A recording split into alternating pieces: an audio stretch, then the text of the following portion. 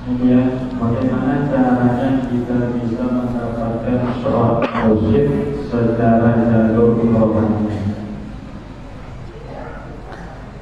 Mendapatkan mursyid rohani, ruh itu adalah kiblatnya kolbu. Kebanyakan mursyid melatih kolbu dan nafsiyah. Jadi ada mursyid itu ada 5 mursyid. Guru, mursyid jasadiyah, guru jasad, guru silat, guru fitness, itu guru jasad tuh. Guru baris berbaris, guru apa? Mursyid jasad. Ada mursyid akal. Nah ini nih para dakatir ini, dokter ini mursyid akal. Akal itu dia butuh dalil. Mana dalilnya? Mereka ini jago dalil ini. Itu udah pindah-pindah ke jenggotnya dalilnya itu. Ya? Ada mursyid nafsiyah, jiwa.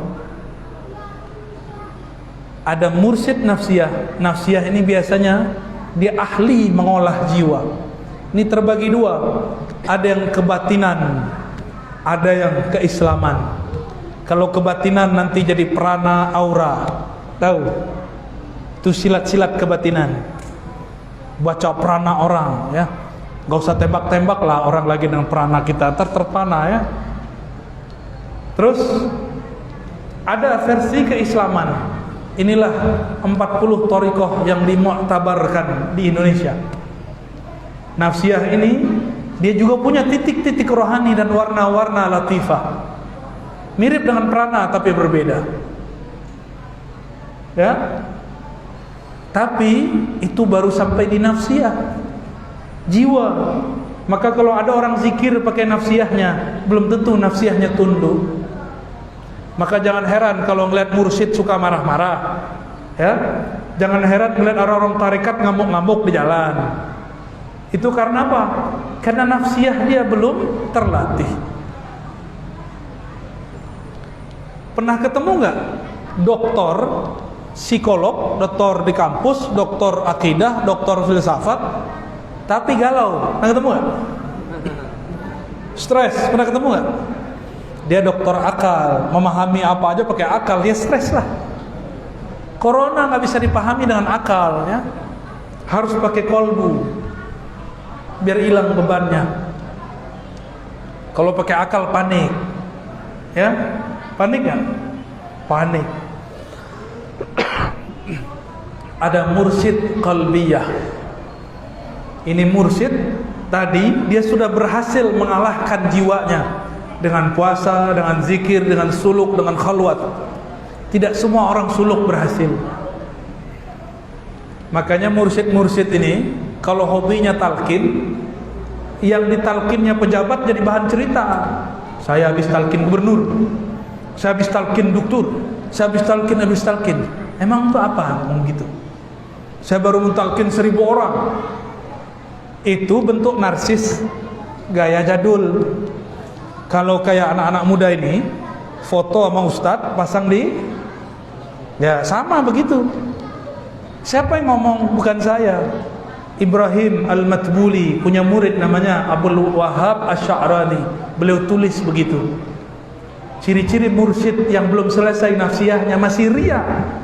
Dia girang kalau mentalkin pejabat, dia girang kalau muridnya banyak, dia sedih kalau suruh suluk sebelah lebih ramai daripada suluk dia. Kalau kampus akliyah nafsiyah, kampusnya sepi, pendaftar dia sedih juga, stres juga, ya. Mirip-mirip stres itu.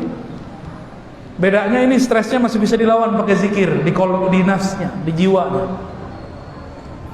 Disebut kolbu, disebut ruh, disebut sir, khafi, akhfa. Itu semuanya nama-nama nafsiyahnya, bukan kolbunya ruhani, tapi baru kolbunya nafsiyah. Maka kadang-kadang orang dengan zikir-zikir 7 lataif ini suka ngintip-ngintip kolbu guru. Ya, janganlah intip-intip, ya. Kalau itu cahayanya lebih terang dari cahaya antum, sama seperti melihat matahari, silau, buta matanya. Kalau kita ini berniat jadi murid, jangan intip-intip lah mursyid.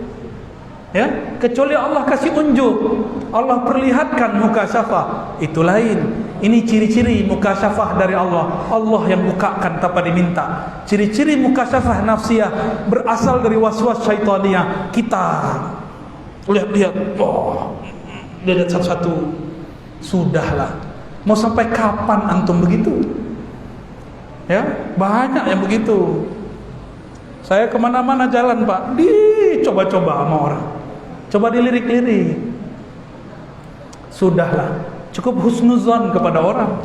Ya, husnuzon kepada orang. Kalau kita husnuzon, nurnya pindah kepada kita, nurnya mengalir kepada kita.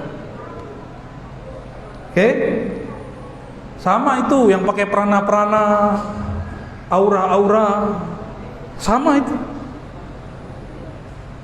Tapi kalau mursyid qalbiyah, dia sudah sampai pada maqam ihsan yang nomor 2. Fa illam takun tarah fa innahu yarah. Jika engkau tidak merasa memandang Allah, maka yakinilah Allah sedang memandangmu, menatapmu. Itu orang sudah jadi wali Allah.